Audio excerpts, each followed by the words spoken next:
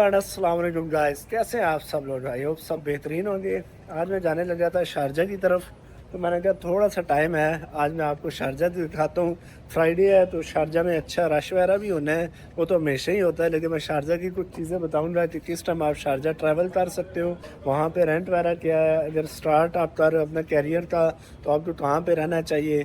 थोड़ी सी मैं आपको सारा मॉल और बाकी जगह भी दिखाऊँगा। तो चलो चलते हैं सारा मॉल और शारजा, तो मेरे साथ रहें। और गाइस ये आगे हम पीछे हम सारा सेंटर ये टैक्सी में आए हैं। इस साइड दुबई आ जाता है, अभी हम जाते हैं अंदर। सारा सेंटर इसके साथ ही शारजा लगता है, तो टाइम हो तो मैं शारजा भी जाऊँगा, नहीं तो आप सारा सेंटर देखें। यार रश देते, सामने मार्केट भी खुली हुई है। चले अंदर जाते हैं मॉल में, तो मैं आपको मॉल भी दिखाता हूँ। एक दो बार मैं आया हूँ यहाँ पे सारा सेंटर, अभी एक दोस्त से भी मिलने हैं। और ये हम सारा मॉल आ गए, और सारे मॉल मुझे लगता है दुबई के सेम ही है, इधर कुछ भी डिफरेंट नहीं है। तो ये फिर भी घूमते हैं, आपको मैं ज़रा दिखाता हूँ सारा मॉल कि कैसा है। यहाँ पे जो जॉब वाले लोग हैं वो ज़्यादा रहते हैं, जो फैमिलीज हैं मोस्टली प्रेफर करती हैं कि वो रहें इधर ही शारजा में, क्योंकि लोग जॉब्स के लिए दुबई जाते हैं। थोड़ा यहाँ पे जो है ना अपार्टमेंट्स वगैरह सस्ते होते हैं। इस टाइम फ्राइडे है, मतलब शाम का टाइम है, तो रश है थोड़ा बहुत। सैटरडे संडे भी ज़्यादा रश होता है। और अभी ज़रा हम देखते हैं।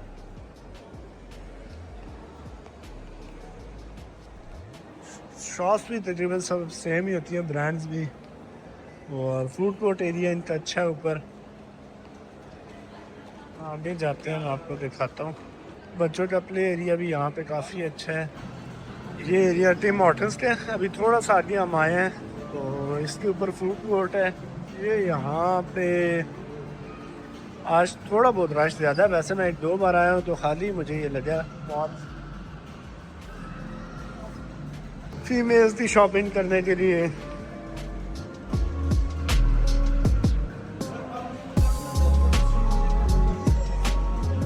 मॉल की लुक एंड फील तो अच्छी है। ये मेरे इस मॉल में पहला व्लॉग होगा, वैसे मैंने कभी इस मॉल में नहीं बनाया है। अभी और जगह भी जाऊंगा, वो भी दिखाता हूँ आपको। इस जगह पे था तो मैंने कहा आपको ये सारा दिखा दूँ। अभी टिम हॉटल्स के बाहर हैं, दोस्त तो वेट कर रहे हैं, वो आ जाए तो फिर चलते हैं ज़रा ऊपर।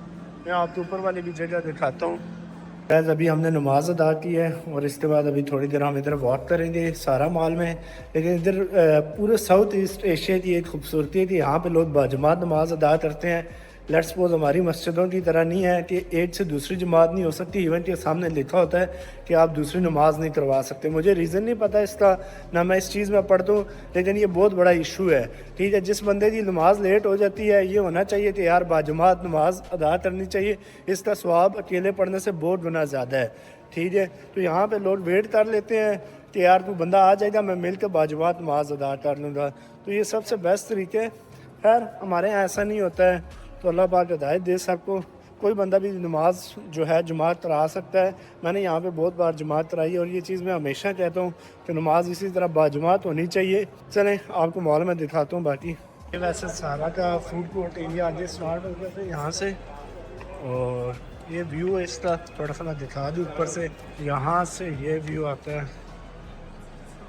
ये मुझे लगता है सारे मॉल बिल्कुल सेम से हैं, लेकिन थोड़ा सा डिज़ाइन चेंज होता है, मतलब कलर्स वगैरह तो थोड़ा सा यूनिक बना देते हैं। अच्छा मॉल तो यार यही था जो आपको मैंने थोड़ा बहुत दिखा दिया। फूड कोर्ट एरिया में जाने का टाइम नहीं मिला। अभी हम बाहर जा रहे हैं, फिली की चाय पियेंगे एज यूजुअल, और उसके बाद हम कुछ डिस्कशन भी करेंगे कि लाइफ में क्या करना चाहिए। मेरे साथ आज एक स्पेशल गेस्ट हैं जिनको इंट्रोड्यूस करवाऊँगा आज मैं अपने चैनल पर। वो आपको बताएंगे कि लाइफ में करना क्या है और सक्सेसफुल कैसे बनना है। एक शॉर्ट सा इंटरव्यू बनवाऊंगा उनसे, आपका इंट्रैक्शन करवाऊंगा। नेक्स्ट टाइम वो आपको मेरे चैनल पे नज़र आएंगे, और इंशाल्लाह काफ़ी कुछ आप लोगों को सीखने को मिलेगा। चलें उनसे थोड़ी देर तक बात करेंगे।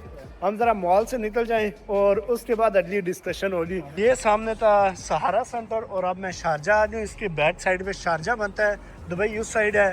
आप टैक्सी कराते हैं यहाँ आए, सारा मॉल देखें, और उसके बाद यहाँ सड़कों पे खुआर हों। ठीक है, एंजॉय करें मौसम को भी। अब जा रहे हैं हम लुलु हाइपर मार्केट में, और काफ़ी फेमस मार्केट है। यहाँ फिली की चाय one of my favourite T. यहाँ पे चाय पियेंगे, थोड़ी देर बाद ये मैं आपको लेके जाता हूँ शारजा की तरफ, ज़रा जो अंदर की मार्केट है वहाँ पे। यहाँ पे ये देखें लोग मेहनत मजदूरी कर रहे हैं, अपना काम कर रहे हैं। खैर आगे जाता हूँ, आपको काफ़ी सारी चीज़ें दिखाता हूँ। यहाँ पे सारी मार्केट्स कुछ ऐसे ही हैं, कुछ स्पेशल नहीं है। जैसे वो पाकिस्तान में रजब ज़ार वाला साहब है, इधर भी वैसा ही है शारजा का। लोग बैठे हुए हैं यहाँ पे, चाय पी रहे हैं। 1 दिरहम की, 1 दिरहम मतलब 75 रुपये की चाय पी रहे होते हैं, या 2 दिरहम की होगी हार्डली। आप देखिए यहाँ पे हर जगह यही हाल है। तो ये पाकिस्तान वाला हिसाब है। यहाँ पे ये देखें, ये आपने देखा होगा मोची, ठीक है। आपको ये दुबई में ये चीज़ें नहीं नज़र आएंगी, बट यहाँ पे टोटली चेंज है। तो गाइज़ हम थोड़ा सा फिरें शारजा में। तो मेरे साथ है इस टाइम हफीज़ भाई, जो यहाँ शारजा में रह रहे हैं, बहुत अच्छी कंपनी में माशाल्लाह से जॉब कर रहे हैं। तो मैंने कहा थोड़ा सा आपको इनसे इंट्रैक्शन करवा लेता हूँ और इनसे पूछता हूँ कि यार अगर आप शारजा में न्यू आ रहे हैं तो शारजा में कहाँ पे रहना चाहिए। शारजा में सबसे पहले तो ये है कि अगर कोई शारजा के अंदर आ रहा है और उसकी जॉब भी शारजा में है, तो फिर तो जिस जगह पर उसकी जॉब है वो उस जगह के करीब ही ले, क्योंकि यहाँ पर जो कम्यूट है शारजा के अंदर वो बहुत मुश्किल है। ठीक है, तो 1 और 2 किलोमीटर के अंदर अपने ऑफिस से वो अगर अपार्टमेंट ले लेता है तो उसको बेहतर है। दूसरे लोग वो हैं जो दुबई के अंदर जॉब कर रहे हैं, बट वो दुबई के अपार्टमेंट्स को अफोर्ड नहीं कर सकते, तो उनके लिए ये है कि अलनादा का एरिया, क्योंकि बिल्कुल बॉर्डर के साथ है दुबई, तो यहाँ पर ये है कि दुबई की बसेस टैक्सीज आपको करीब में मिल जाती हैं। तो वो अलनादा के एरिया को सिलेक्ट कर लें। और यहाँ पर अलनादा में ये है कि आपको 1 बेडरूम अपार्टमेंट तकरीबन 35,000 एनुअल में मिल जाता है। और जो लोग अकेले आ रहे हैं उनके लिए ये है कि वो रूम भी ले सकते हैं और पार्टीशंस भी ले सकते हैं। अलनादा के अंदर अच्छी पार्टीशन मिल जाती है 800-900 दिरहम मंथली में।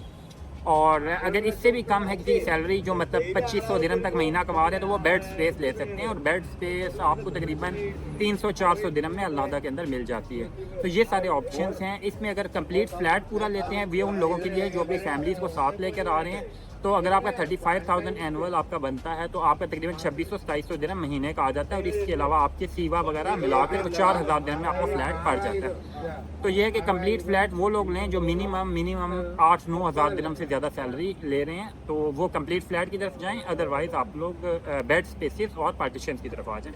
अच्छा मुझे ये बता दें, यहाँ बच्चों के स्कूल का क्या सिस्टम है, उनकी फीसिस का बाकी एक्सपेंस क्या क्या होते हैं? क्योंकि जो बंदा आ रहा था उसको इस चीज़ का उस तरह आइडिया नहीं होता, क्योंकि इंग्लिश सिलेबस अलग होते हैं, बाकी इंडियन सिलेबस अलग होते हैं, डिफरेंट सिलेबसेस होते हैं। तो एक बंदा अपना जो है अगर इधर कैरियर स्टार्ट कर रहा है, ठीक है, वो यहाँ आ रहा हो, तो अपने बच्चों के लिए आप वो क्या सजेस्ट करते हैं कि वो कितना कुछ उसके पास एक्सपेंस हो कि 1 साल का बैकअप वो आके बच्चों के किस स्कूल में एडमिशन वगैरह करवाए, वो क्या आप कहते हैं इस बारे में?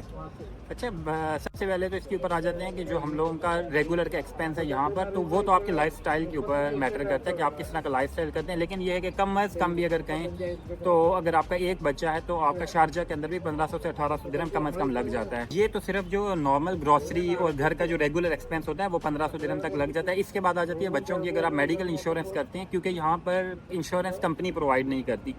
कंपनीज यहाँ पर सिर्फ एम्प्लॉयज़ को इंश्योरेंस प्रोवाइड कर रही हैं। आपके बच्चों के लिए आपको इंश्योरेंस लेनी है, आप वो मैटर करता है आप कितनी अच्छी इंश्योरेंस लेते हैं। ठीक है, इंश्योरेंस तो यहाँ पर है 1000 दिरहम से स्टार्ट हो जाती है, लेकिन अच्छी इंश्योरेंस आपको तकरीबन 3000-4000 में मिल जाएगी। जैसे मैंने अपने 2 बच्चों के लिए ली हुई है, तो मुझे 7500 दिरहम की 2 बच्चों की इंश्योरेंस मिल गई थी।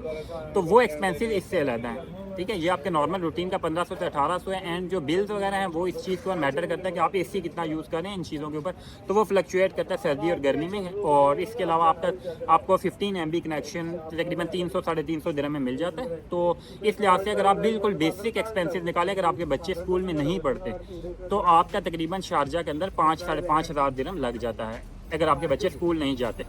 और अब हम स्कूल्स की बात करते हैं। स्कूल में यहाँ पर यह है कि ब्रिटिश स्कूल सिस्टम चल रहे हैं, यहाँ के अरब स्कूल सिस्टम है, इंडियंस के अलग चल रहे हैं, पाकिस्तानियों के भी स्कूल सिस्टम है। ठीक है, और फीस का ये है कि यहाँ पर मैंने ऐसे भी स्कूल विजिट किए हैं जहाँ पर 300 दिरहम पर मंथ है, और ऐसे भी स्कूल विजिट किए हैं जिनका 2000 दिरहम पर मंथ है।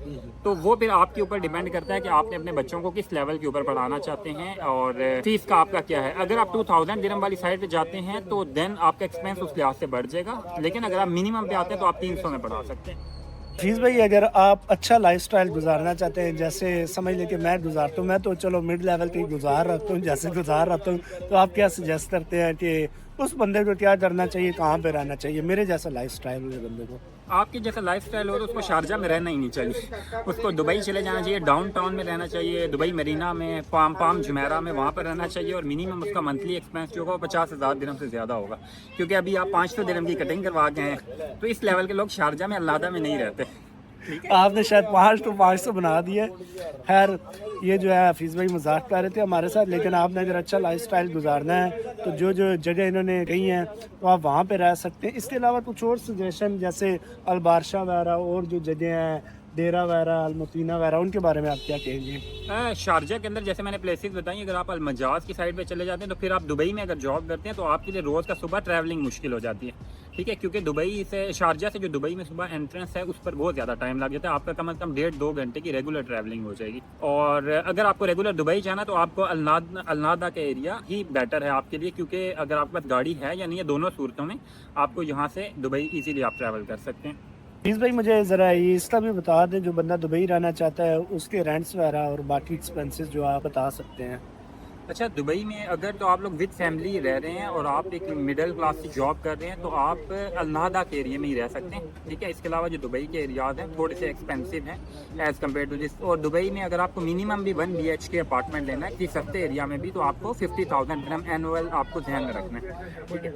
अब हम दुबई के एक्सपेंसिव एरियाज में आते हैं जिधर अपर क्लास रहती है। वो 2-3 इलाके हैं, डाउन टाउन है दुबई का, पाम जुमेरा, दुबई मेरीना, इस तरह के जो एरियाज हैं यहाँ पर रेंट वेरी करता है, again building to building vary कर रहा होता है, लेकिन वहाँ का मिनिमम भी रेंट जो होता है वो आपको 10,000 दिरहम पर मंथ मिनिमम एक फ्लैट का रेंट होता है उन एरियाज़ के अंदर। जबकि हमने जिन एरियाज़ की पहले बात की जहाँ पर मिडिल क्लास रहती है, अलनादा का एरिया है, देरा में कुछ बिल्डिंग्स हैं ऐसी, वहाँ पर आपको तकरीबन 4,000-5,000 दिरहम में मंथली आपको फ्लैट मिल जाता है। अगर आप इसको मंथली कॉस्ट के लिहाज से देखते हैं तो फिर आप ये देख लें कि आपका अगर 6,000 ये है, इसके बाद ग्रॉसरी है, बच्चों की इंश्योरेंस है, बच्चों की स्कूलिंग है, तो दुबई में एक बिल्कुल मिडिल क्लास लाइफ 2 बच्चों के साथ गुजारने के लिए आप ध्यान में रखें कि आपको 11,000-12,000 दिरहम कम से कम चाहिए, जो आपका एक्सपेंस हो जाएगा 2 बच्चों के साथ। फीस भाई के साथ मैंने थोड़ा टाइम स्पेंड किया तो वो अब जाने लगे हैं इंशाल्लाह, फिर उनसे मुलाकात होगी, कुछ और डिस्कशन भी करेंगे। उन्होंने जो लाइफ अपनी यहाँ गुजारी है। वैसे तो मैं बुर्जुमान आया था मूवी देखने, मैंने कहा कुछ बात कर दूँ। अभी 2-3 लड़के बैठे हुए थे मेरे पास, इंडियंस थे, तो वो AI के बारे में बात कर रहे थे, अपनी कंपनी का जो प्रोजेक्ट था उसके बारे में बात कर रहे थे। तो मैंने यार उन्हें सुना, जैसे वो बात कर रहे थे, मतलब 3 लोग थे, 3 डिफरेंट आइडियाज़ पे बात हो रही थी कि यार ये चीज़ हम इस तरह कर लेते हैं, दूसरा अपनी अप्रोच बता रहा था। और उनकी कम्युनिकेशन स्किल और पावर इतनी अच्छी थी, इंग्लिश स्पीकिंग पावर, कि मैं बस हैरान रह गया, उन्हें मैं सुनता ही रहा बैठे हुए। ठीक है, हमारा काम भी वही है, लेकिन मैंने इनमें ये चीज़ देखी है, अगर ये यहाँ आके जॉब्स कर रहे हैं ना, उसकी मेन रीज़न यही है कि इनकी कम्युनिकेशन स्किल और प्रेजेंटेशन स्किल्स बहुत स्ट्रांग होती है। हमारे वाले लड़के इसीलिए पीछे रह जाते हैं। काम उन्हें आता है, नो डाउट, इसमें कोई शक नहीं है, लेकिन जब तो वो अपनी कम्युनिकेशन स्किल्स पे काम नहीं करेंगे वो जॉब कैसे हासिल कर सकते हैं। लाइक आप रिक्रूटर के पास जाएंगे, आपके 5 तरह के इंटरव्यूज़ होते हैं, टेक्निकल हो गया, वो स्टार्ट में इंट्रोडक्शन वाला इंटरव्यू हो गया, और बाकी 2-3 इंटरव्यूज़ होते हैं जो पास करके आपको यहाँ तक आना पड़ता है। तो हमारे लड़के उस लेवल पे जा ही नहीं पाते। इस दुबई में मैंने देखा है 90% जो है इंडियंस काम कर रहे हैं, 2-3% पाकिस्तानी काम कर रहे होंगे। तो मैं अपने जो है पाकिस्तानी लड़कों को यही एडवाइस करूँगा, यंग जनरेशन को, कि यार आप जो है ना कोडिंग के साथ या कोई भी काम कर रहे हैं, साथ साथ अपनी जो है ना स्पीकिंग स्किल्स पे काम करें। आपकी अगर $1,000 की जॉब है, ठीक है, आप उसको 3,000 या $5,000 की जॉब में कन्वर्ट नहीं कर सकते, क्योंकि आपकी वो कम्युनिकेशन स्किल उस लेवल की नहीं होती। ये चीज़ें आपको सीखनी पड़ेंगी। अगर आपने कहीं पे जाना है, कहीं बड़ी कंपनीज़ में जाकर काम करना है, इंडियन सारे C लेवल पे काम कर रहे हैं, ठीक है, हमारा आज तक आपको उस तरह के बंदे नज़र नहीं आते। उसका मेन रीज़न ही यही है, हमारे वाले लड़के एक जगह पे जाकर ना स्ट्रक हो जाते हैं, वहाँ से वो ग्रो ही नहीं करते। एक जिसे कहते हैं कंफर्ट जोन में चले गए कि यार बस इस कंपनी में मेरी जॉब है, इससे आगे मैंने कुछ भी नहीं देखना। तो ये चीज़ गलत है। अपनी कम्युनिकेशन स्किल्स पे काम करें, प्रेजेंटेशन स्किल्स पे, बाकी जो चीज़ें हैं छोटी मोटी उन पे काम करें, तो आप काफ़ी ग्रोथ कर सकते हैं और अपनी जॉब जो होती है सैलरी उसको 3 to 5x कर सकते हैं। मैंने कहा आप लोगों के साथ शेयर करूं कि यार दुबई में बैठ के लोग आइडियाज़ पे डिस्कस कर रहे होते हैं। हमारे यहाँ ट्विटर कैफ़े पे एक दूसरे की बुराइयाँ हो रही होती, जो फ़लाँ ने ये कर दिया, फ़लाँ ने, तो ये चीज़ है। खैर चले, मैं अभी जा रहा हूँ मूवी देखने। गाइस तो मूवी देख के अभी मैं वापस आया हूँ। तो आज का दिन काफ़ी अच्छा रहा है, काफ़ी कुछ है, हफीज़ भाई के साथ भी टाइम स्पेंड किया और काफ़ी बातें भी हुई, आप लोगों को भी काफ़ी कुछ सीखने का मिला। ये दिन अच्छा रहा। इंशाल्लाह नेक्स्ट व्लॉग में आपसे फिर मिलता हूँ। किसी नई जगह पे फुजैरा का प्लान है, अगर वहाँ गया तो इंशाल्लाह ज़रूर व्लॉग बनाऊँगा। तो आज का दिन एंड करते हैं यहीं पे। टेक केयर, अल्लाह हाफिज़।